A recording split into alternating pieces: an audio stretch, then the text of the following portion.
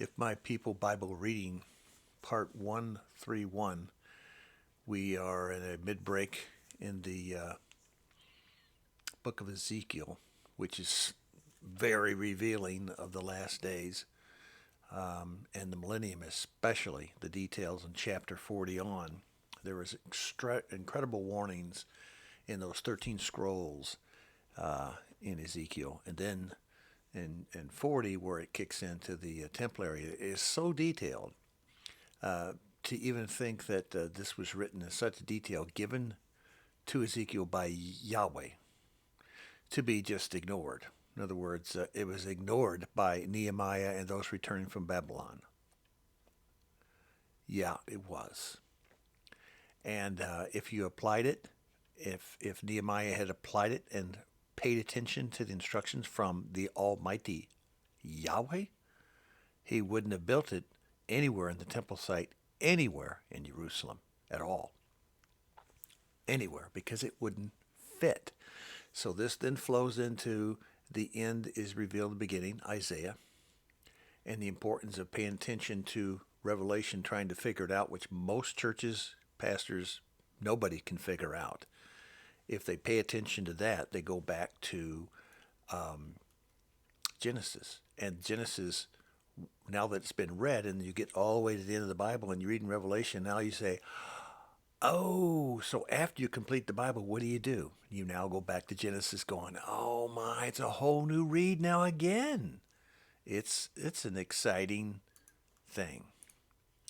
And so that's why we take everything out of Revelation that's been said, and now it's fully understood because you have gone through Genesis again, and then you go back to Revelation and you feel like this is the most incredible thing. I've been studying the Word and going to church my entire life. Now I'm old, and yet this blows the doors off of anything I've ever seen or heard. All right, that's what we're talking about. So we headed with the third overlay, and it says, the Bible clearly details throughout that only a remnant come out from every judgment. So there's those name and claim ministers. There's all those churches out there who talk about a worldwide revival, and then which doesn't make any sense. If the whole world on their own brings on revival, then you don't need Yeshua. And Orthodox Judaism, they believe that there's going to be a revival of them and that you will all be their slaves or do what they want or be their servants from here on out. And they don't go with that Jesus stuff either, do they? So we stick to the Word. You cannot depend on the institutionalized churches, and you certainly can't depend on the Orthodox Judaism, which the Bible says very clearly, synagogue of Hasatan. All right. So now we're over here on the left. Everything on the left is Genesis. Everything on the right is Revelation, and they compare to each other. So we're in part 13.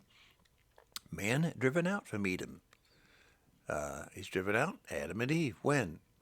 Genesis 3:24. Man is restored, everything. When? Revelation 22. Driven out, restored. 14. The tree of life is guarded. Who is the tree of life? In Genesis, it says it's the tree of life. In 3:24. In Revelation, the right to the tree of life with the healing fruits and everything on both sides of the river that flows out from the mountain of Yahweh. Now we know that's Yeshua, so we go back to the tree of life in Genesis now. When we're reading it, we thought, that's who that is. All right, 15. Genesis, sorrow and suffering enter in 3:17. Sin. And it lasts forever until the end of time. And then, in Revelation 21:14, no more sorrow.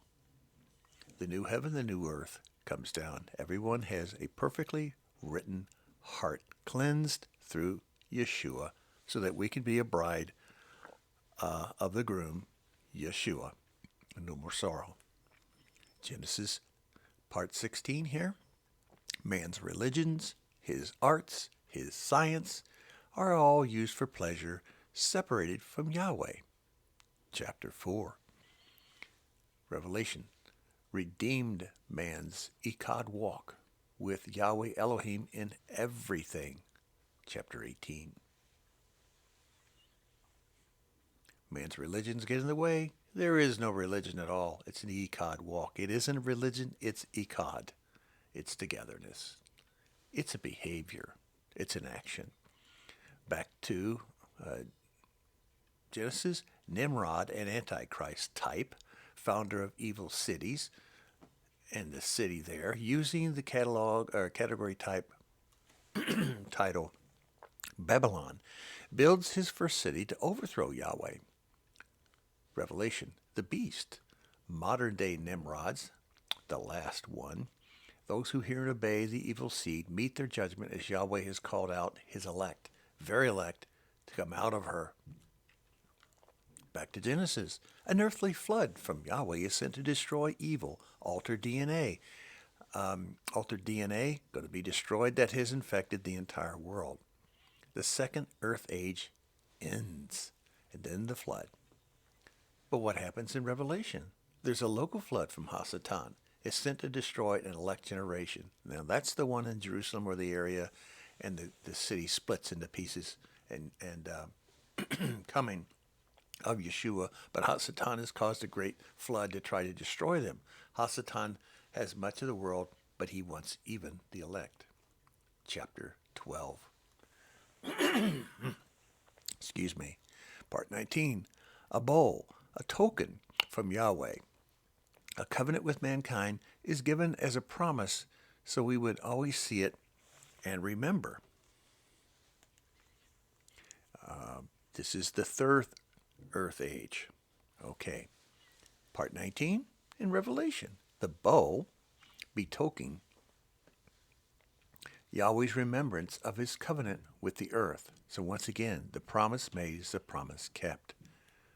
Part 20. Genesis. Sodom and Egypt, the place of corruption, temptation. Chapters 13, chapters 19. Genesis. In Revelation, Sodom and Egypt, which currently, at this time, is called Jerusalem. Spiritually representing Jerusalem. It's going to be a cleansing, folks. There's a cleansing coming. Chapter 11, verse 18. 21. A confederacy against Abraham's people. A continued seed is overthrown. Now Hasatan's going after Abraham's people. He's gone against the whole world. Now he's narrowing it down. Well, what happens in Revelation? There's a confederacy against Abraham's seed overthrown. Hasatan's still at it in chapter 12 of Revelation, and he fails again. Back to Genesis. Chapter 2, 18 to 23. Adam is married. Let one man, one woman, and no other strange mixtures should ever take place. But that's not the world we live in now. So how does it end in Revelation? A bride is made ready and brought to Abraham's son. Who is the bride? Those who hear and obey and call upon the name of Yeshua. And they are brought to the groom, Abraham's son. Chapter 19, verse 9. Everything that starts off and how everything ends, you see it clearly. All right. 24. Two holy messengers, two kadosh messengers from Yahweh act on behalf of his people. That's where the three people meet. The three messengers meet Abraham, and he feeds them that night. Revelation, two kadosh witnesses acting for Yahweh on behalf of his people. That's where the two witness for a number of years and then are killed in the streets of Jerusalem. Things are going to happen after that. 25. Genesis, a promised seed to possess the gate of his enemies. Revelation, the promised seed coming into possession of his servants. 26, man's dominion ceased and Hasatan's has begun. Genesis. Revelation, Hasatan's dominion ends and mankind is restored. Chapter 22. 27, the old serpent causes sin and suffering and death on earth. Chapter 3, verse 1, and from then on it continues until Revelation, the old serpent is bound for 1,000 years, and then he's let out for short times afterwards, and then it comes to an end. 28, the doom of the old serpent is pronounced. Chapter 3, verse 15, the doom of the old serpent is executed. Chapter 20, 10, it's over, folks. In Genesis, the sun, the moon, the stars are associated with Israel, the people. Chapter 37, verse 9. Revelation, the sun, the moon, the stars are once again associated with the people.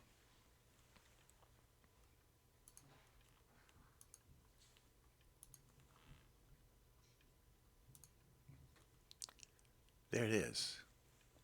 The end is revealed in the beginning.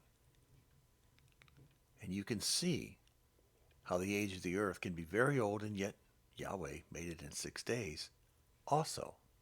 And you can see that the only way to the Father is through the Son. And you can see how it's all going to end it's all going to end by reading the beginning and the end and understanding how they correlate to each other, the importance of all that. Having that in mind, now when you read to finish up Ezekiel and we get into the temple, we understand and we'll find just reading this that there's going to be an oblation sanctuary area for the holiness. Kadosh will be on earth. And there's going to be a place for the bride of Christ to come and visit and live around the area permanently. And there's going to be the guests who come to the wedding, those that remain rather cold most of their life or hot, but they weren't lukewarm. They did have faith in Yeshua, but never put on the helmet they put the helmet of salvation on, but never did put on the full armor of Yahweh. And it's important. Yahweh wants to go through us all Torah, all hear, all obey, all fake religions, everything that's wrong about the add and leaven in the churches will be removed. It's all going to be corrected. It's all going to be written into our hearts. It's all going to be there. We're not going to lose all this. We may lose our life. I may not be here a year from now. It makes no difference. Alive or dead, even the dead will rise first in Yeshua. And we'll be with him as the others are following close behind. And that we have the faith in to understand that we have to increase our faith. We have to live on the meat of the word and not depend just on the milk. The milk is only for a short time. It's just to get you going. It's just juice. You can't live on just juice. So get the meat of the word and get with those who give you the meat of the word. And for those who like to wear zitziots, that's my brother's. It used to be his. I don't know if he ever wore them, but a lot of people gave him a lot of gifts. They loved him so much. So Marty, Mary Jo, these last 2 segments were for you. Let me know. Get a hold of me. Emails for those who want information. Everything I've shown you, it's all in the back of the Bible. It's in the appendix. It's for you. And that time means it's up. So we'll be getting back into the book of Ezekiel and part 132, I do believe. 132 is next. So Shabbat Shalom.